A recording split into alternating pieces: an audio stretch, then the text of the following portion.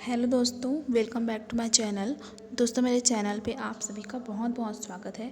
दोस्तों, एक बार फिर से मैं आप लोगों के लिए एक नई वैकेंसी लेकर आ गई हूँ। ये जो वैकेंसी है वो संविदा भर्ती होनी है। आत्मानंद अंग्रेजी माध्यम विद्यालय की वैकेंसी मैं आप लोगों के सामने लेके आई हुई हूँ। ये जो वैकेंसी है वो जिला बलरामपुर रामानुगंज छत्तीसगढ़ के लिए आई हुई है। दोस्तों, इस वीडियो पे हम विस्तृत रूप से चर्चा करेंगे कि कितने पदों के लिए वैकेंसी आई हुई है, सैलरी कितनी है, आयु क्या मांगा गया है, योग्यता क्या मांगी गई है, अनुभव लगाना है या नहीं लगाना है, किस प्रकार से आवेदन पत्र को फिलअप करना है, ये सारी जानकारियों पे हम चर्चा करेंगे। तो दोस्तों, वीडियो को स्टार्ट करने से पहले आप लोग मेरे चैनल को सब्सक्राइब कर लीजिए और ज़्यादा से ज़्यादा अपने दोस्तों को, रिश्तेदारों को, बेरोजगार साथियों को ये वीडियो शेयर करें। तो दोस्तों, चलिए वीडियो को स्टार्ट करते हैं। दोस्तों, अंग्रेजी माध्यम विद्यालय जिला बलरामपुर रामानुगंज छत्तीसगढ़ के लिए दिनांक 13 अप्रैल 2023 की स्थिति में एक वैकेंसी आई हुई है। ये जो वैकेंसी है ये आत्मानंद विद्यालय के लिए आई हुई है। तो ये जो वैकेंसी है वो संविदा भर्ती के लिए विज्ञापन जारी हुआ है और इसका जो भर्ती है वो सीधी भर्ती होगी। वॉक इन इंटरव्यू के माध्यम से यहाँ पे संविदा भर्ती होनी है। तो इसके लिए जो लास्ट डेट है वो 10 मई 2023 दिन बुधवार को स्वामी आत्मानंद उत्कृष्ट अंग्रेजी माध्यम विद्यालय बलरामपुर में इस वॉक इन इंटरव्यू का आयोजन किया गया है। तो दोस्तों, चलिए आगे बढ़ते हैं और देखते हैं कि कौन कौन से पद आए हुए हैं, क्या क्या कौन कौन से स्कूल में हैं, ये सारी डिटेल्स हम विस्तृत रूप से देखते हैं। तो चलिए आगे बढ़ते हैं। दोस्तों, स्वामी आत्मानंद उत्कृष्ट अंग्रेजी माध्यम विद्यालय रामानुगंज के लिए यहाँ पे व्याख्याता और सहायक शिक्षक की वैकेंसी आई हुई है। भौतिक और कला समूह दो विषय के लिए यहाँ पे आई हुई है। भौतिकी के लिए अनारक्षित में एक पद है और आपका कला समूह के लिए अनुसूचित जनजाति में एक पद महिला के लिए आया हुआ है। सैलरी अगर हम देखें तो व्याख्याता की 38,100 रुपये है, सहायक शिक्षक की 25,300 रुपये है। अब देखते हैं अगले विद्यालय में कितनी वैकेंसी आई हुई है। Swami Atmanand English medium school Balrampur के लिए शिक्षक अंग्रेजी का आया हुआ है, एक पद है अंग्रेजी माध्यम के लिए अनारक्षित में, और सहायक शिक्षक कला समूह के लिए आपका अनुसूचित जनजाति के लिए एक पद आया हुआ है अंग्रेजी माध्यम के लिए। शिक्षक की सैलरी 35,400 रुपये होगी, सहायक शिक्षक की 25,300 रुपये होगी। अब है स्वामी आत्मानंद उत्कृष्ट अंग्रेजी माध्यम विद्यालय वाड्रफ नगर के लिए सहायक शिक्षक कला समूह के लिए आया हुआ है। हिंदी माध्यम में तो कोई पद नहीं है यहाँ पे, और अंग्रेजी माध्यम में अनुसूचित जनजाति महिला के लिए एक पद आया हुआ है। सैलरी है 25,300 रुपये। इसके साथ साथ ग्रंथपाल का आया हुआ है। अंग्रेजी माध्यम अनारक्षित के लिए एक पद है, 22,400 रुपये इसकी सैलरी है। इसके बाद है आत्मानंद उत्कृष्ट अंग्रेजी माध्यम विद्यालय कुसमी के लिए व्याख्याता भौतिकी और सामाजिक अध्ययन का आया हुआ है पद। अंग्रेजी माध्यम में अनारक्षित के लिए भौतिकी का एक पद है और सामाजिक विज्ञान के लिए अनारक्षित में एक पद है। सैलरी की बात करें तो 38,100 रुपये सैलरी रखा गया है। और नेक्स्ट विद्यालय है शंकरगढ़ का, व्याख्याता सामाजिक अध्ययन के लिए है, सामाजिक विज्ञान सब्जेक्ट के लिए है, अंग्रेजी माध्यम में होना है, अनारक्षित मुक्त के लिए एक पद आया हुआ है, सैलरी 38,100 रुपये है। इसके बाद अगला विद्यालय है रघुनाथ नगर के लिए है। यहाँ पे देखिए 8 पद टोटल आया हुआ है। व्याख्याता वाणिज्य, सामाजिक अध्ययन, गणित और भौतिकी। तो इसमें से वाणिज्य के लिए अनुसूचित जनजाति के लिए एक पद आया हुआ है, सामाजिक अध्ययन का अनारक्षित के लिए एक पद, गणित भौतिकी के लिए भी अनारक्षित में एक एक पद आया हुआ है। सैलरी 38,100 रुपये रखी गई है। शिक्षक अंग्रेजी के लिए यहाँ पे अनारक्षित में एक पद आया हुआ है, 35,400 रुपये सैलरी रखा गया है। सहायक शिक्षक कला समूह के लिए 2 पद आया हुआ है, अनुसूचित जनजाति के लिए आया हुआ है, एक है मुक्त पद, एक है महिला। 25,300 रुपये सैलरी रखी गई है। सहायक शिक्षक विज्ञान समूह के लिए भी अनुसूचित जनजाति के लिए एक पद आया हुआ है, 25,300 रुपये सैलरी रखी गई है। टोटल 8 पद हैं रघुनाथ नगर में। इसके बाद शलगली विद्यालय के लिए 4 पद टोटल आया हुआ है। व्याख्याता क्या यहाँ पे सामाजिक अध्ययन के लिए है। अनारक्षित 1 पद यहाँ पे आया हुआ है और 38,100 रुपये सैलरी रखी गई है। शिक्षक अंग्रेजी के लिए भी अनारक्षित में 1 पद है, 35,400 रुपये सैलरी रखी गई है। सहायक शिक्षक कला समूह के लिए 2 पद आया हुआ है। एक जो है वो मुक्त पद है और एक महिला के लिए पद है। 25,300 रुपये सैलरी रखी गई है। इसके बाद है डोरा विद्यालय। शिक्षक अंग्रेजी के लिए 1 पद अनारक्षित में आया हुआ है, 35,400 रुपये सैलरी रखी गई है। सहायक शिक्षक विज्ञान समूह के लिए 1 पद अनुसूचित जनजाति में आया हुआ है, 25,300 रुपये सैलरी यहाँ पे रखा गया है। इसके बाद अगला विद्यालय है रामचंद्रपुरम। रामचंद्रपुरम में व्याख्याता सामाजिक अध्ययन के लिए अनारक्षित में 1 पद, भौतिकी में 1 पद, सैलरी 38,100 रुपये। शिक्षक के लिए कला विज्ञान अंग्रेजी तो तीनों के लिए 1-1 पद आया हुआ है। अनारक्षित में 35,400 रुपये सैलरी रखी गई है। सहायक शिक्षक कला समूह के लिए यहाँ पे 2 पद आया हुआ है। एक जो पद है वो मुक्त रहेगा और 1 पद अनुसूचित जनजाति महिला के लिए रहेगा। 25,300 रुपये सैलरी रखी गई है।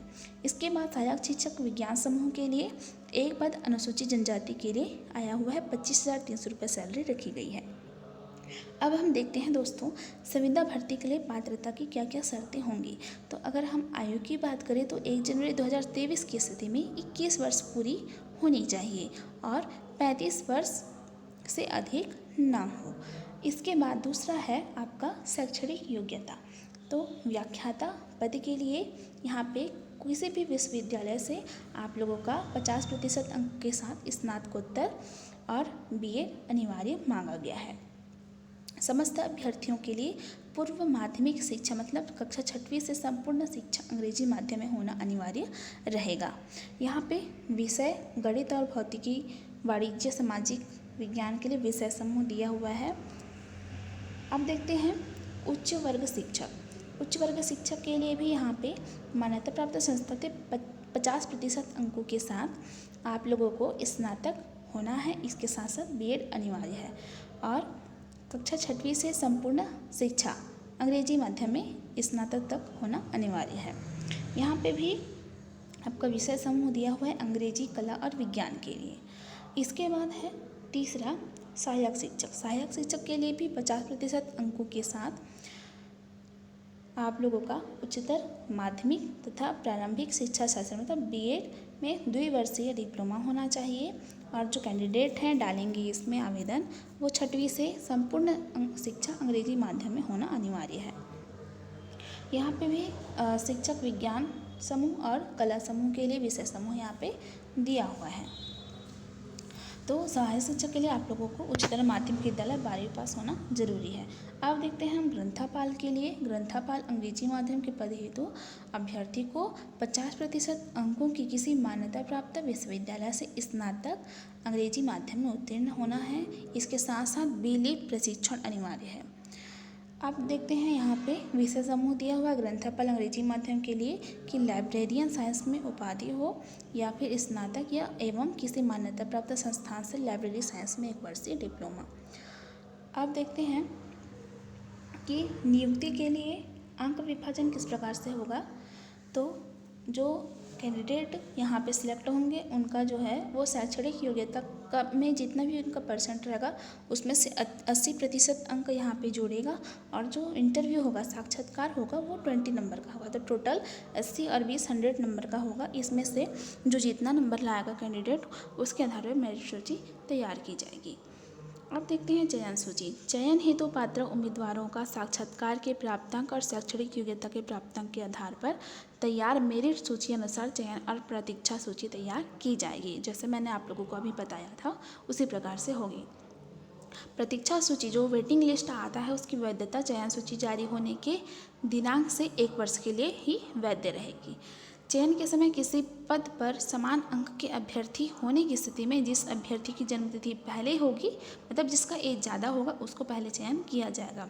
चयन के संबंध में कलेक्टर और जिला दंडाधिकारी का निर्णय अंतिम और मान्य होगा।